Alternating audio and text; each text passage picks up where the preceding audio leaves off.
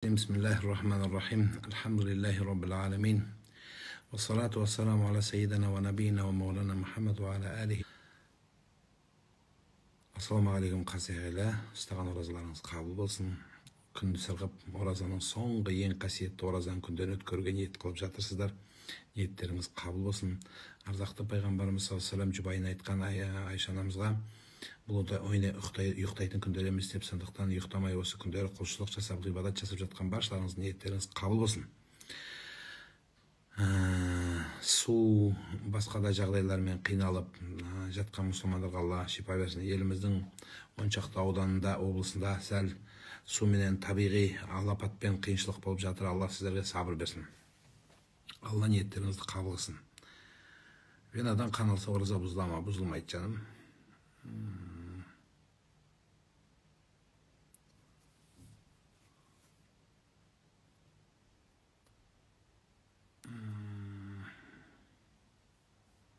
Ораза қабыл болсын баршаларыңызға. Ассаламу алейкум деп сәлем берген баршаңызға. Ва алейкум ассалам ва рахматуллахи ва баракатуху. Қалыңыз қалай? Намазды және тілек тілеген кезде көзді жұму дұрыс па, әлде жұмбаған дұрыс па? Жұмбаған дұрыс. Намазда да дұғада көз жұмбауға тырысыңыздар, көз ашық болсын. Егер көзіңіз патологым кіріліп кетті, люстрамды ауыстырып, көзді жұмбай бадырайып қараған кезде обойды ауыстыру керек деген сияқты ой болса, онда жұмыңыз. Сонда келе берсе. Операция болған соң ораза ұстауға бола ма? Ниет етіп бүгін ұстадым, жауап беріңіз дейді. Қабыл болсын, иә. Алла шипа берсін. Тахаджуд намазында Фатима мен Хал сөзін оқыса болады, жан. Сізді күтіп отырмыз, үйреніп қалыппыз, Алла разы болсын. Алла өміріңізге береке берсін.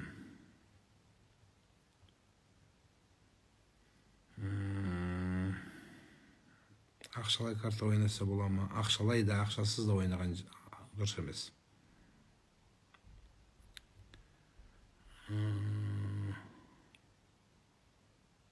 Қадір түні қай түні болатыны неге сіз белгісіз емес.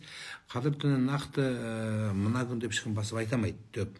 Бірақ көптеген хабарларға қарағанда, көптеген жаңағы жеткізген адамдарға қарағанда, сұраған сөздерге қарағанда, пайғамбарымыз саллаллаху алейхи ва саллям ерекше қай түнде құлшылық қылып еді дегенде осы күнді айтқан.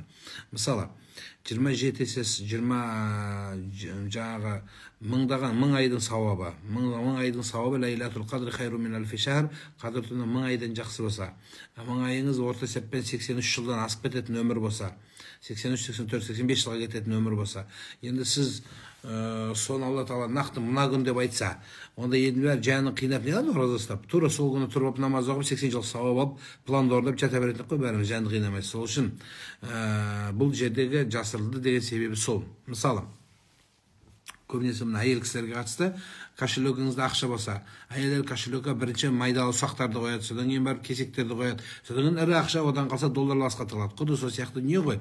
Яғни сіз бірінші үлкен ірі ақшаны арырақ тығасың. Тура сол сияқты не. Сондықтан Алла жасырып қойған мұны.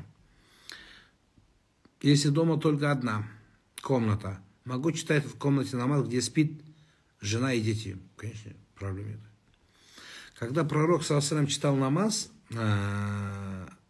а рядом, оказывается, лежала супруга пророка саллаллаху алейхи ва саллям, и он даже иногда руками или ногами отодвигал ее, понимаете? Такое, это маленькая была комнатушка. Поэтому наоборот, если вы в одной комнате, даже если молитесь, намаз читайте, это великолепно. Это милость Всевышнего Аллаха. Это, значит, Всевышний вас любит и наставил, чтобы вы встали на этот намаз. При этом вы не должны провозглашать азан, вот как бы вскрикивая, чтобы все слушали, дети пугались, чтобы даже соседи об отрее бились, так делать нельзя. Кредиті бар адам зекет бере ала ма? Жоқ, қарыздан құтылу керек. Ораза қабыл болсын. Мен мұрынға спрейдің егер жұтқан болса ораза болмайды. Су болмай қалды, дәрет алмай қалдым, сәресін ішпей ұстай ала ма дейді. Конечно, дәрет алып ұстау деген үкім жоқ. Алып бектерде дәрет алмай бекте берсе бола ма? Болады. Шәуәл ораза туралы айтып бересіз бе? Шәуәл деген 6 күндік ораза. Мына ораза бітеді ғой. Оразаның ең соңғы күні біткен күні ертесі күні Шәуәл, яғни айт болады. Айттың бірінші күні Шәуәлдің бірінші күні болады. Енді қараңыз, Шәуәлдің бірінші күні ораза ұсталынбайды, екінші күнінен бастап ұстай берсеңіз болады. Жоқ, 3 күн енді айттап қалған еліміз 3 күннен ұстаймын десеңіз де бола береді. Бірақ айттың бірінші күні ешқашан ораза ұстауға болмайды. Ары қарай адамның мойнында қарыз болса, бірінші қарызды берген дұрыс па, жоқ 6 күн ұстаған дұрыс па? Бірінші қарызды берген дұрыс. Кейбір адамды кейін ұстап аласың ғой, ештеңе етпейді, қарыз дейді, қарыз ғой деген сияқты уәж айтады. Ажалың жетіп өліп кетсеңші. Ажал жетіп өліп кетсе, сіз жауап бересіз бе сол адам оразасына? Сол үшін ардақтылар ең дұрысы қарызды берген дұрыс, яғни ұстауған дұрыс. Кишечник жарылғанша тамақ жеуге бола ма дейді. Білмеймін енді, ондай адамды доктарға көрсету керек шығар. Дәрет жоқ кезде Құран тыңдауға бола ма? Болады. Тахаджуд намазын оқудың ең дұрыс жолын айтасыз ба? Тахаджуд намаз оқудың ең дұрыс жолы, тыныш жолы қай жағынан сұрап тұрсыз? Егер түнгі сағат 3-тен 1 бөлігінде таңға дейін оқи бересіз. 2 рекаттан 8 рекатқа дейін оқисыз.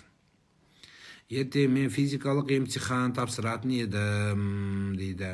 3 километр 100 километр турникке тартылу деген сияқты. Соған орай намерениен ауыз бекітпеуге бола ма дейді.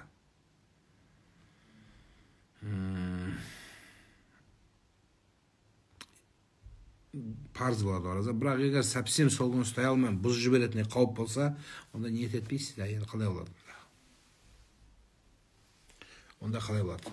Негізі ораза парыз болады, сіздің емтиханға қаралмайды.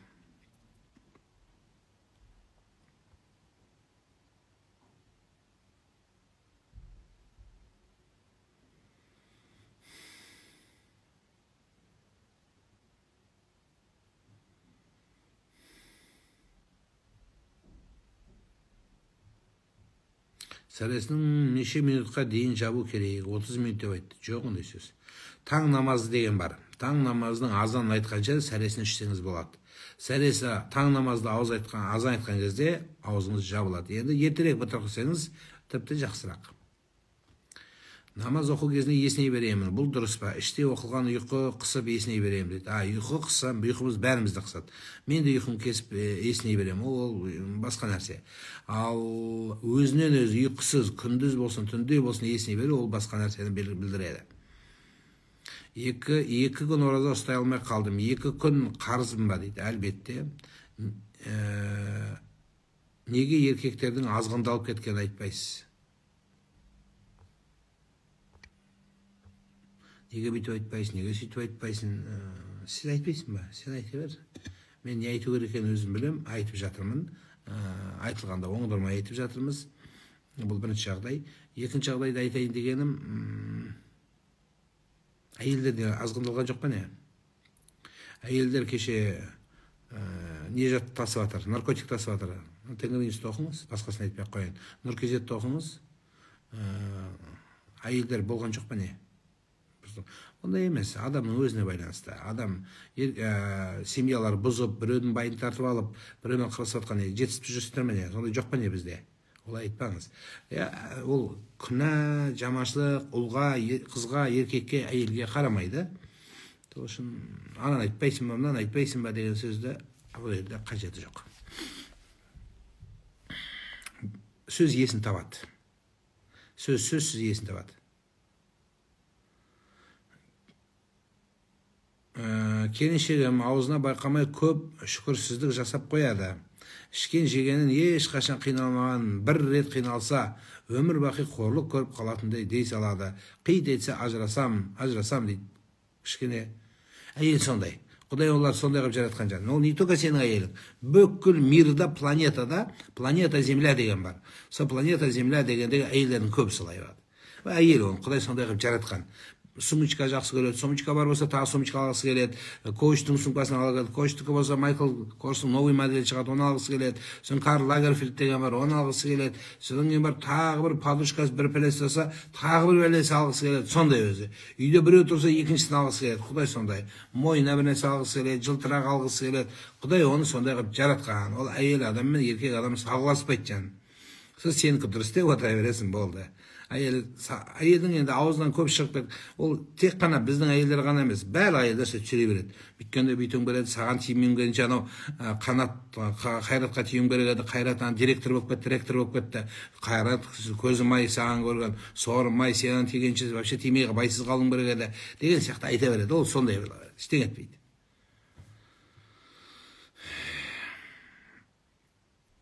Тахаджуд намазы қандай себепте оқылады? Құдайды жақсы көрген себепте оқылады. Пендешілігін білгенде оқылады. Алланы жақсы көргенде оқылады, оқи беріңіз. Менің де әйелім сондай дейді. Әйелдердің бәрі сондай. Әйелдердің бәрі сондай. Алла сондай қылып жаратқан. Қарақалпақстаннан сәлем, ораза қабыл болсын. Әумин. Егерде сәлесіне тұрып, ауыз бекітуге үлгермесең, таңертең тұрғанда ниет етіп ораза ұстай беруге бола ма? Болады. Бірақ іштен кешпеңіз. Қарыз күндері 5-6 күн шәуел оразасын бірге ұстауға болады ма? Қандай дұға оқу бекіді керек? Қаза деп ұстасаңыз, шәуелді қаза деп ұстасаңыз, ниетіңізде қаза болса, онда қаза мойныңыздан түседі, шәуел автоматом соның ішіне кіреді. Өйткені екі нәрсе қатар келсе, қайсысы үлкен, соның үкімі бірінші жүретін болады. Қаза дейтін болсаңыз, қаза жоғары тұрғандығы үшін шәуел автоматом ішіне кіреді. Ассаламағалейкум, ата дейді. Ата-анамыз, ата тегіміз кезінде ассаламағалейкум дегенде баракатух деп амандаспаған. Негізі оларда намаз оқыған. Сонда бұл ерекшелену әлде өзгелердің амандасу салт-дәстүрінің керегі неге дейді. Дұрыс, ассаламағалейкум деген сөз екеуі бір ғой. Енді бізді қазекең қысқартып қайырған, ештеңе етпейді. Айтпаса айтпай қойсын, бірақ сізге жаманшылық деп жатқан жоқ қой. Өліп қалғысы болу үшін номеріңді айтып жатқан жоқ ол. Ва рахматулла деген сөз саған рахметі болсын деп жатыр. Керек жоқ болса алмай-ақ қой. Ва баракатух десе берекелді бол деп жатыр саған. Құдайдың берекесін саған тілеймін. Уәле, иә деп қой. Үндемесең үндемей қой, өтіп кетсең өтіп кете береді, болды. Ол қинайтын, зорлайтын нәрсе емес қой. Саған жақсылық тілеп жатыр адам. Сен ұнатпай жатсың оған. Ол саған ақша бересің ба? Қарыз ақша берсе деп арабша сөз айтсаң болады. Кетше бер деп. Дұрыс па? Ол саған жақсылық тілеп жатқан адамға сен, мен салт, ата бабамыздың салты тек қана ол дұрыс айтасыз. Мен салт үшін қорғап, салт үшін жыртылатын қазақтың біреуіммен, дұрыс айтасыз. Сөзіңіздің жаны бар сіздің. Бірақ соны бүйтіп ойлап көрші, саған не айтып жатыр? Саған өз тіліңді бұзып жатқан жоқ, қазақтың тілін таптап жатқан жоқ, сізге жақсылық тілеп жатыр. Какая разница қай тілде тілейді саған? Да хоть орысша тілесін. Здравия желаю дейді армияға барғанда. Здоровье желаю деген сөз. Нет, маған қазақша керек деп отырмайсың ғой? Спасибо дейсің. Сол сияқты не?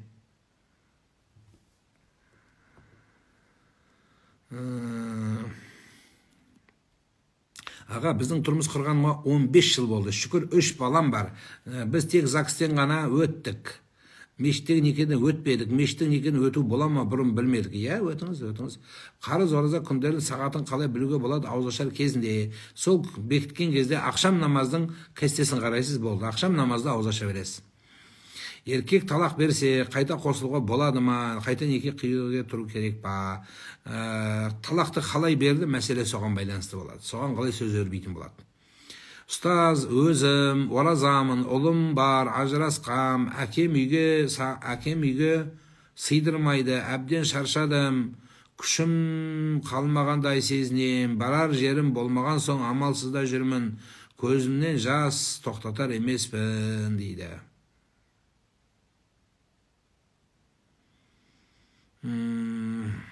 Әкең сыйдырмаған себебі енді сені шаңырағыңды болғаны дұрыс деп айтады. Енді болар болыпты, осы қыздың осы жазғаны енді ең бірінші қазақтың кез келген қызына сана болсын деп айтқым келеді.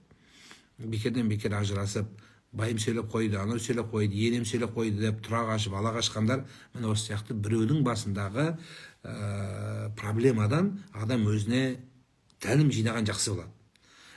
Біреудің елікпесіне, психолог нәрселердің сөзіне еріп, отбасыларыңызды бұзбаңыздар, ардақтылар. Ешқашан бәрі бірден тұрғызылмайды. Ата-аналарыңызда әбден қиыншылық көріп барып, семьяның бақытына жеткен. Сондықтан осыны қадірлеңіздер. Ал енді сізге айтарым қарындасым, Айкая, жаңылмасам, өміріңізге Құдай санай берсін, әкеңізді құрметтеңіз, барлығы уақытша нәрсе өтеді кетеді. Жылайтын болсаңыз, Құдайдан қорқып, Құдайға қарап жылаңыз, жақсы болады.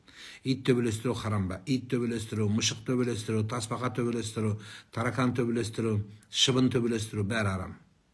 Сен төбелестіріп қойып, бәріміз қарап отырсақ, жалаңдап, жақсы бола ма? Жақсы емес.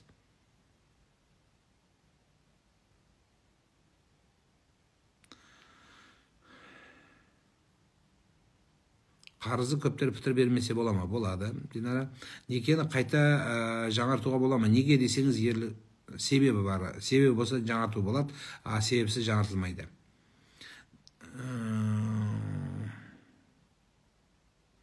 Нәпіл ораза ұстаса, бір жыл ораза ұстағанмен тең болады. Сіз қаза деп ұстайсыз, нәпілдің өзі кіріп кете береді соның ішіне.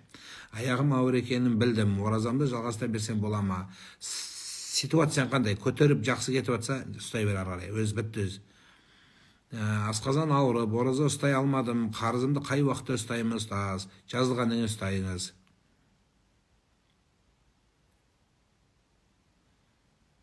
Ауыз бекітуге 1 минут кешіксе бола ма? Енді 1 минут кешікпеңіз. Кешіксеңіз ештеңе етпейтін шығар 1 минут.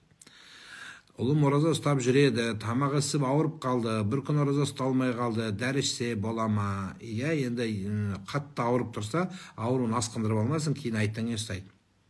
Систему с антибиотиком можно получить, проблем нету. И оно не прерывает ваш пост. Тісімді жасатсам бола ма оразада? Болады, бірақ жаңа бор машинамен жақсылап тазалабасын, қанын, сілекейіңізді тазасын, басқасын жұттырмаңыз. Соны айтып қойыңыз, ескертіп, бола береді. Ол уколы оразаны бұзбайды. Көз тиюден қалай құтыламыз? Дұғасын оқисыз, ең негізгісі Фалақ Нас сүресін көп оқып жүріңіз. Витамин система біткен соң, ауыз бекіткен соң оразаны бұзады. Әуәбин намазы туралы не айтасыз? 7 жыл болды намазға келімге, білмейді екенмін бұл намаз туралы. Әуәбин деген көбірек жылап, көбірек тәубе қылатындардың намазы деп айтылады. Оқысаң жақсы, бірақ бұл кімге жақсы?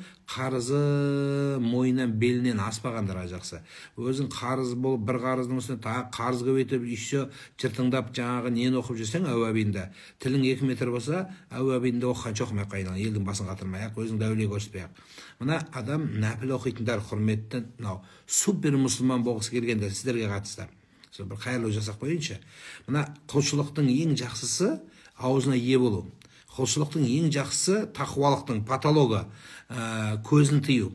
Құлшылықтың патологының мына нәпіл намаз оқудың басқа жақсылықтарының біреуі ашуын бағындыру. Осы ең ұлы қасиет болады. Сен тахаджуд оқы, одан кейін тағы түр-түрін оқы, Әуәбиннің 1-ші, 2-ші сериясымен оқымаған десең, бірақ тілің 2 метр болса, айтқаның өсек өтірік болса, арамға келген кезде шариғаты бүйтіп қойшы деп отыра берсең, тілің 2 метр болса, өсекті сапырғандай, су сапырғандай сапыратын болсаң, не пайда? Не пайдадан? Кафарат 60 күн, 60 күн ұстай алмасаңыз, онда 60 адамға тамақ бересіз. 60 адамға тамақ бермесеңіз, бір адамды 60 рет киіндіреді, тамақ бересіз. Ол болмаса киіндіресіз, ол болмаса тәубе етесіз, Алла өзін кешір дейді. Қарғары кете береді. Алла разы болсын дейді, машалла. Меккедемін дейді.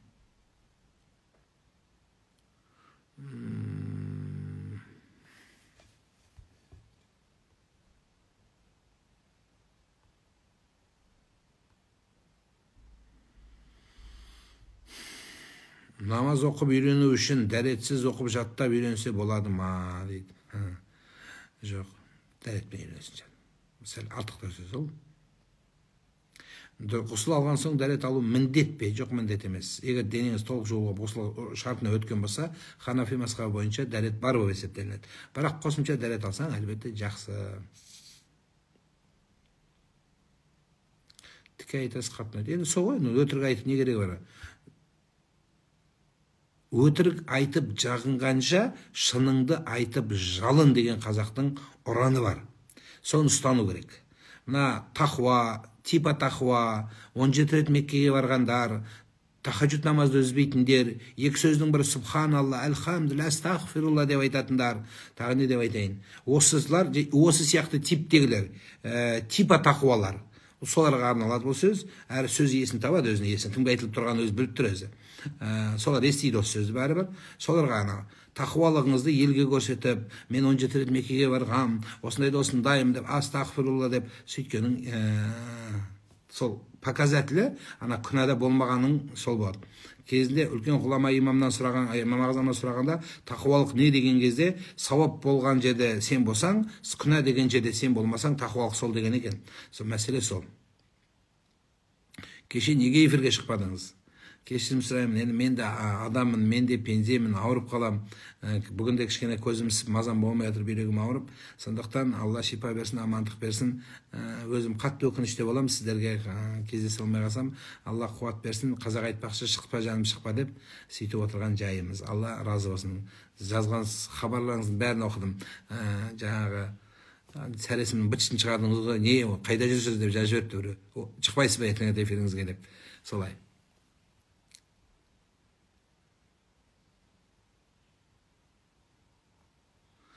Здравствуйте. В ранее сказали, нике можно снова киюга, смотря как прошел талак. Это в каких случаях? Если развод был по законам шариата.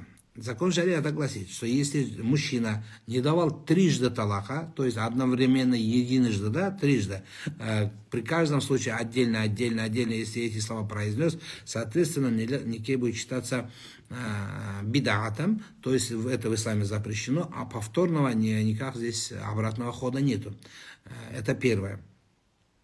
Второе есть время идда, время ожидания, когда